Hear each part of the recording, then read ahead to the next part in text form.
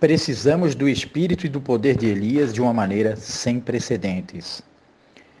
Há um vazio terrível em nosso mundo hoje. Atualmente, há uma vaga profética na igreja.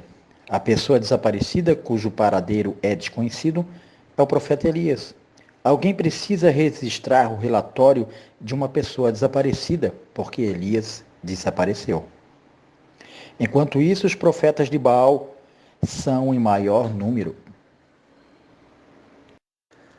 Malaquias 4:5. E eis que vos enviarei o profeta Elias, antes que venha o grande e terrível dia do Senhor. Na palavra de Deus aparecem 3 Elias. O Elias tisbita, o segundo Elias é João Batista, e o terceiro Elias é representado, como está aqui em Malaquias 4:5, bem próximo da volta do Senhor, agora nos nossos dias, são a igreja remanescente. No livro Testemunhos, volume 3, página 63, diz o seguinte: os que devem preparar o caminho para a segunda vinda de Cristo são representados pelo profeta Elias.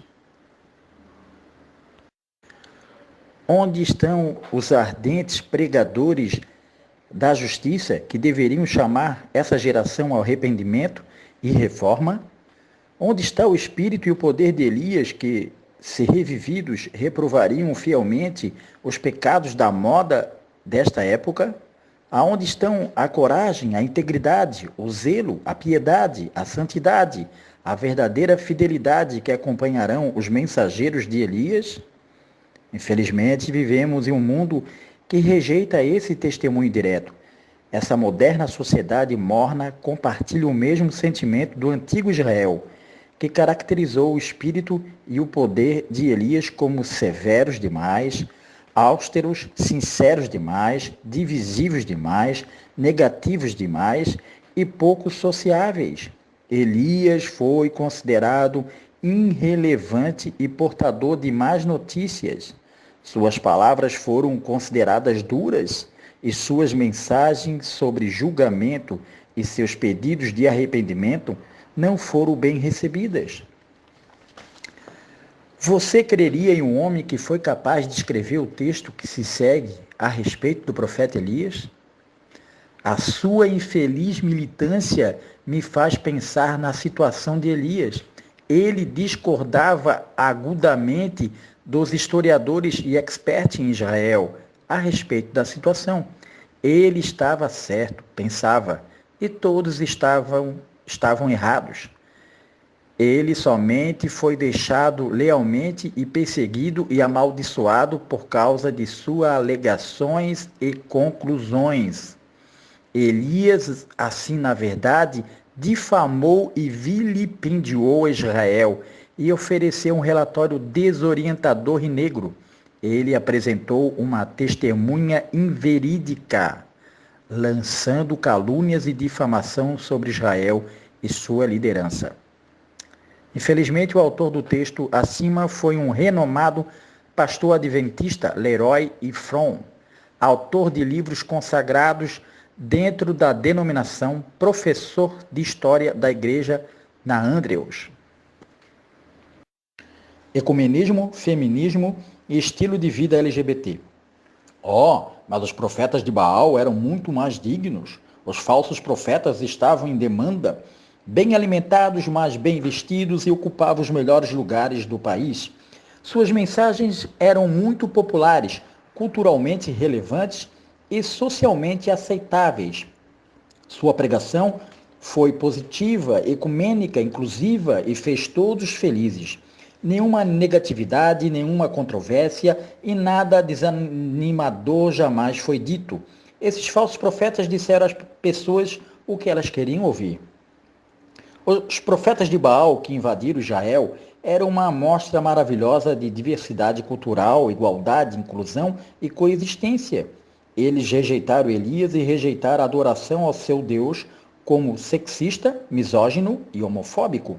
Por outro lado, os falsos profetas já haviam estabelecido um Deus ecumênico e multicultural. Eles promoveram a igualdade de gênero em sua adoração. De um lado, eles tinham 450 profetas de Baal, o Deus supremo dos cananeus, e do outro lado eles tinham 400 profetas de Acera, a principal divindade feminina de Canaã, todos sentados junto à mesa de Jezabel. Lê 1 Reis 18:19. Esses profetas falsos e agradáveis aos homens eram numerosos em Israel, assim como são numerosos hoje. Os profetas de Baal eram muito mais apreciados pela cultura pop de seus dias por causa de suas visões não discriminatórias, inclusivas e politicamente corretas. Todos os estilos de vida, todos os deuses, todas as culturas e todos os contextos foram adotados. Baal e Acera eram os deuses dos cananeus. E o movimento LGBT foi adotado por essa cultura. Levíticos 18, versos 3, 22 e 24. Essa mesma propaganda antiga, ecumênica, feminista, pró-LGBT, está dominando nossa sociedade hoje e até entra na igreja. O povo de Deus não deveria ser uma subcultura do mundo. Elias era um profeta solitário e solitário que se destacou contra os 850 falsos profetas de Israel que estavam na folha de pagamento real. Elias foi chamado para entregar a palavra do Senhor, mesmo que fosse considerada principalmente uma má notícia. Este foi um chamado muito solitário, porque sua fidelidade em transmitir a mensagem de Deus significava que ninguém o queria por perto. As pessoas ficaram longe dele e ele foi evitado como se tivesse coronavírus. Elias nunca recebeu uma programação de pregação em Israel e seu calendário social estava sempre vazio. Ele não foi oferecido pastorado por sua conferência local, sem cartões de aniversário, convites para participar das reuniões do acampamento nacional e chamadas para participar dos retiros de liderança. Este é frequentemente o caso daqueles que Deus chama para entregar sua palavra profética. Essa era a sorte dos profetas do Antigo Testamento que enfrentaram a apostasia durante seus tempos. Eles não eram populares e não tinham muitos amigos. Esses sentinelas fiéis foram rejeitados durante seu ministério, mas mais tarde justificados pela história. Jeremias 15:17 relata o seguinte: Não me sentei na assembleia dos zombadores, nem me alegrei. Sentei-me sozinho por causa da sua mão. Um encrenqueiro em Israel. 1 Reis 18:17. Acabe viu Elias e lhe disse: És tu quem perturba Israel? Este é o título que todo verdadeiro profeta de Deus usa.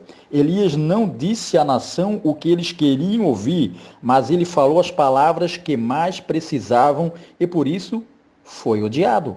Elias falou a verdade e foi desprezado por sua geração. Ele nunca contextualizou e os comprometeu culturalmente a palavra de Deus. A verdadeira mensagem profética de Deus será vista pela maioria como algo negativo e extremo que apenas cria problemas. Será rejeitado, desprezado, ridicularizado pela maioria. É assim que sempre foi e sempre será. A verdade de Deus nunca é popular por uma sociedade que ama o pecado. Você será forçado a ficar sozinho, porque este não é um ministério para aqueles que buscam fama ou fortuna. Por outro lado, os falsos profetas sempre serão abraçados pelo mundo, porque nunca perturbam os corações carnais de homens e mulheres que estão no pecado. Eles apenas falam de bênçãos e prosperidade e sempre dão boas notícias. Os profetas de Baal profetizaram mentiras, enganos e palavras suaves e falharam em abordar os problemas reais. E as pessoas o amaram. Em Isaías capítulo 30, versos 9 e 10, está relatado o seguinte: Porque este é um povo rebelde, filhos mentirosos, filhos que não querem ouvir a lei do Senhor, que dizem aos videntes: não vejais, e aos profetas: não profetizeis para nós o que é reto, dize-nos coisas aprazíveis e vede para nós enganos. Elias e a obra final do terceiro anjo. O trabalho final termina com o espírito e o poder de Elias. O último convite da misericórdia será acompanhado com poder divino. O Senhor está pedindo a volta dos mensageiros de Elias para enfrentar os falsos profetas dessa geração. Os mensageiros de Elias despertarão o povo, advertindo-os a rejeitar as influências não regeneradas e sem moral que os cercam. É a hora de orar fervorosamente pelo reavivamento do espírito e do poder de Elias, porque a igreja está rapidamente se tornando indistinguível do mundo. É tão fácil se misturar com a multidão, é sempre mais difícil enfrentar a maldade predominante. No entanto, este é o desafio que devemos enfrentar hoje. Devemos chamar essa geração a se arrepender e se voltar para o Deus vivo, para o Deus eterno. O espírito e o poder de Elias serão dados a uma companhia fiel de crentes comprometidos em preparar um povo para a vinda do Senhor. Lucas 1:17, e ele irá diante dele no espírito e poder de Elias para converter o coração dos pais aos filhos e os desobedientes à sabedoria dos justos, preparar um povo preparado para o Senhor.